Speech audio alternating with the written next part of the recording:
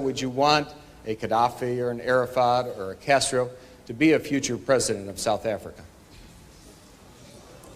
One of the mistakes which some political analysts make is to think that their enemies should be our enemies.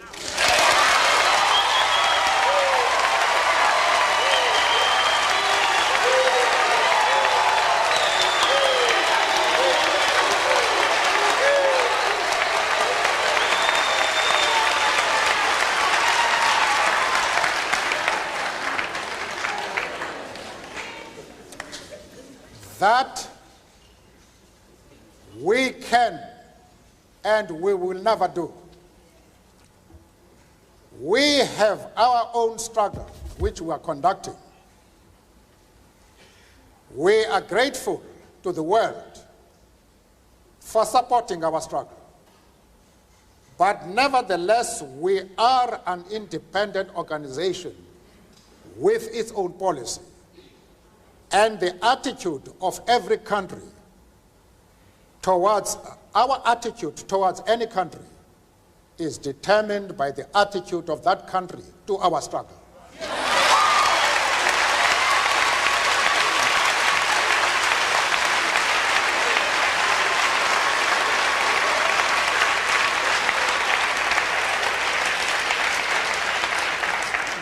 Yasser Arafat,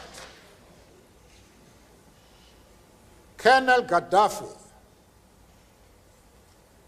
Fidel Castro support our struggle to the hilt.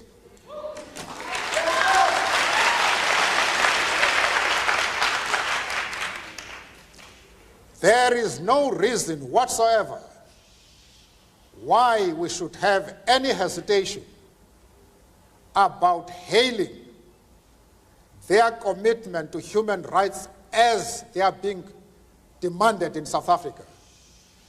Our attitude is based solely on the fact that they fully support the anti-apartheid struggle. They do not support it only in rhetoric. They are placing resources at our disposal for us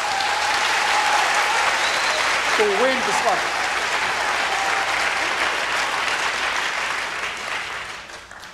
That is the position. Having said that, I think I would be dishonest if I did not express profound disappointment with the answer that Mr. Mandela gave to the previous question, because it suggests a certain degree of amorality. It suggests that what these people do in their own countries, what a Gaddafi does in Libya, what a Castro does in Cuba, is totally irrelevant, even in terms of the issue of human rights, as long as they support the cause of the ANC. I hope that is not what Mr. Mandela meant, and I would hope that he would clarify that issue further. Mr. Mandela. And at the same time, want me to be involved in the internal affairs of Libya and Cuba. I refuse to do that. As far as Yasser Arafat is concerned, I explained to Mr. Sigmund that we identify with the PLO because just like ourselves, they are fighting for the right of self-determination.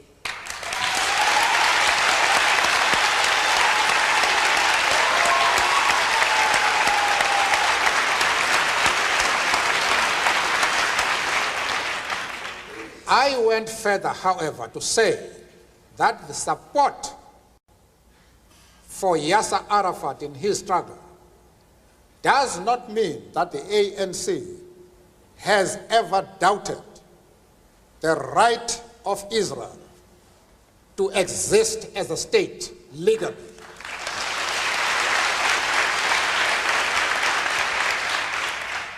We have stood quite openly and firmly for the right of that state to exist within secured borders.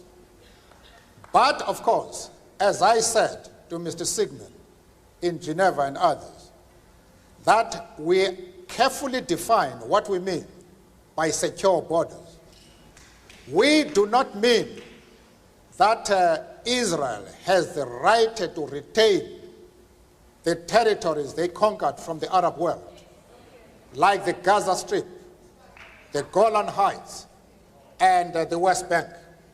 We don't agree with that. Those territories should be returned to the Arab people.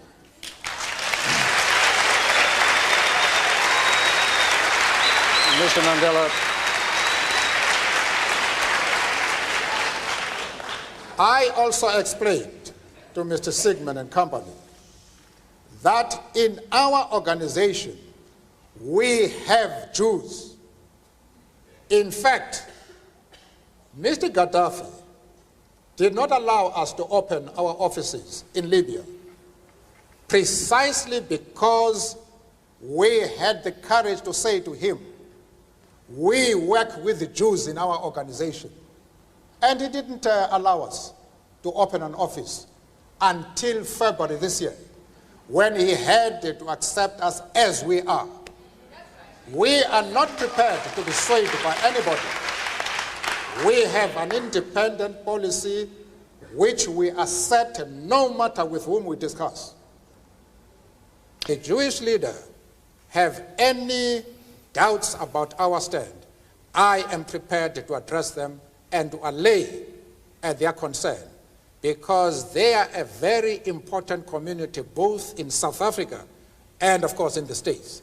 And I'm prepared to iron out any differences that might exist. But they must know what our stand is. Arafat is a comrade in arms, and we treat him as such. And as I have said, we have many Jews, members of the Jewish community in our struggle, and they have occupied very top positions. But that does not mean to say that the enemies of Israel are our enemies. We refuse to take that position.